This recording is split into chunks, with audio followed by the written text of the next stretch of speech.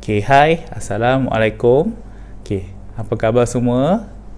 Seharapkan semua berada dalam keadaan yang sihat sejahtera bersama keluarga yang tersayang. Okay, nama saya adalah Sir Siraj dan saya adalah guru sains tahun 3 anda. Okay, sebelum kita belajar, saya nak pastikan semua berada dalam keadaan yang bersih. Kalau boleh tengok kanan kiri tu semua ada tak sampah. Barulah kita selesa nak belajar kan. Walaupun bukan dalam kelas, walaupun dalam bilik pun kita kena sentiasa berada dalam keadaan yang bersih sebelum menimba ilmu. Okey, pada hari ini kita akan belajar tentang piramid makanan di Malaysia. Okey, sebelum kita masuk topik kita, marilah kita sama-sama melihat objektif pembelajaran kita pada hari ini. Okey, objektif pembelajaran kita pada hari ini ialah di akhir pengajaran dan pembelajaran, murid akan dapat menyenaraikan 4 aras piramid makanan di Malaysia. Okey, sudah sedia semua? Okey, kalau sudah sedia, marilah kita semua menadah tangan dan membaca doa sebelum belajar. Okey. Bismillahirrahmanirrahim.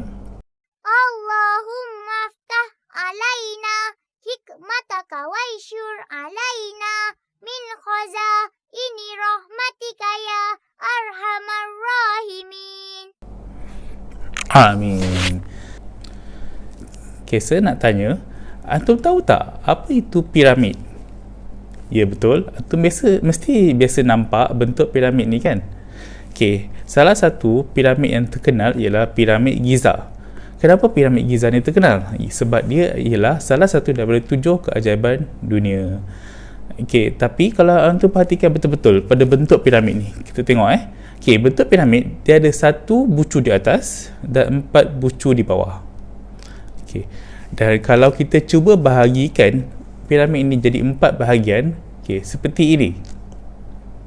Cuba antum perhatikan betul-betul. Okay, piramid di bawah sekali kita bagi sebagai aras 1 dan seterusnya aras 2 dan seterusnya aras 3 dan paling atas adalah aras 4 kalau kita bagikan pada 4 Okey, jadi semula aras 1, 2, 3, 4. Okey, saya nak tanya, dalam antara 4 aras ni, aras mana yang paling besar? Ya, betul, aras paling bawah iaitu aras 1. Dan aras yang mana paling kecil? Ya, betul, aras 4 yang paling kecil. Okey, daripada 4 aras tersebut, antum merasa bagaimanakah yang kita boleh isi benda yang lebih banyak? Mestilah aras 1 kan, sebab dia ruang dia paling besar, dan aras 4 kita boleh isi benda yang paling sedikit. Okey, sebab itulah piramid makanan Malaysia menggunakan bentuk piramid untuk memudahkan kita memahamkan apa yang kita boleh makan banyak dan apa yang kita boleh makan sedikit. Okey, first kali kita akan tengok piramid aras 1. Okey, piramid aras 1 adalah seperti ini. Okay, kalau kita tengok betul-betul, cuba antum senaraikan piramid makanan apakah yang ada daripada piramid 1 ini. Okay, lagi?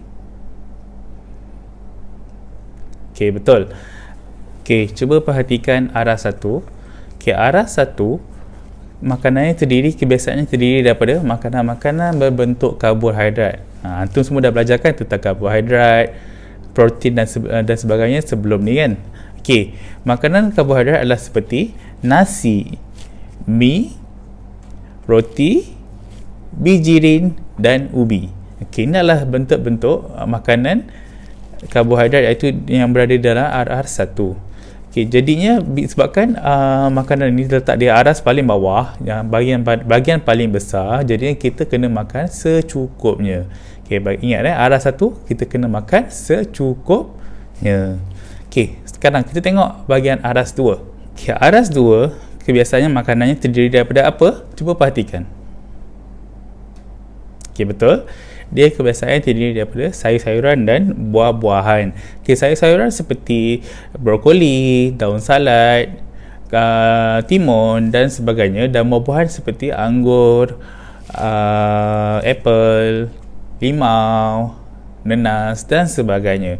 Okey, jadi kan sebabkan makanan ni terletak di aras 2, jadi kita hendaklah makan ini lebih banyak. Okay, sayur-sayuran dan buah-buahan ni kita makan lebih banyak ya, sebab dia terletak daripada aras 2. Okay, sekarang kita perhatikan aras yang ketiga.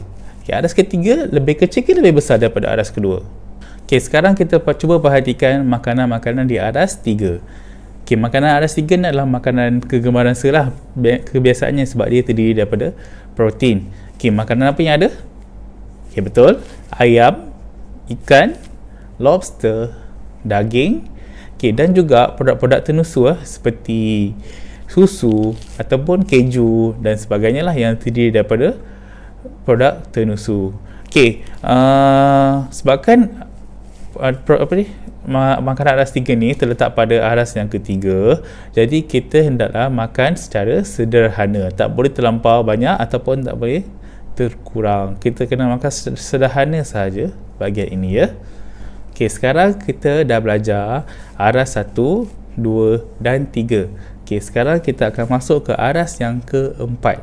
Okay, sebabkan aras keempat dia berada pada piramid yang paling kecil, jadinya apa maksudnya di situ? Okay, betul. Jadi kita kena kurangkan makan makanan-makanan yang berada pada aras 4 ini. Okay, apa yang ada pada aras 4 ini ya? Okay, cuba perhatikan betul-betul. Okay, betul. Kebiasaannya terdiri daripada garam, minyak dan gula.